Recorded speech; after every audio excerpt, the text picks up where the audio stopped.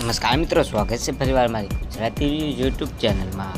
મિત્રો, હાલ રાજ્યમાં ઠેર ઠેર હમણાં ભૂવા પકડાઈ રહ્યા છે। જે હા મિત્રો, આવો જ કિસ્સો હાલમાં સુરતમાંથી સામે આવી રહ્યો છે। 41 વર્ષે એક ભૂવાએ તકનો લાભ લઈને પરિણીત દુષ્કર્મ આચર્યું હતું। જ્યારે પરિણીતાએ પોતાની પત્ની આ સમગ્ર ઘટનાની જાણ કરી તો પતિએ પોલીસ ભૂવા, જેનું નામ રાહુલ દિનેશ પંડ્યા, વિરુદ્ધ ફરિયાદ નોંધાવવામાં આવી હતી। મિત્રો, હાલમાં પોલીસે ભૂવાની ધરપકડ કરી લીધી છે। મિત્રો, સુરતમાં ભૂવા દ્વારા આચરવામાં આવેલી દુષ્કર્મની ઘટના ફરી એકવાર લોકોમાં ભયનો માહોલ પેદા થયો છે। ખરેખર આ ઘટના વિગતો એવી છે કે સુરતમાં રહેતા મોટા વારસા વિસ્તારમાં એક 42 વર્ષીય પરિણીતાને એક ભૂવાની જાળમાં ફસાવી ગઈ હતી।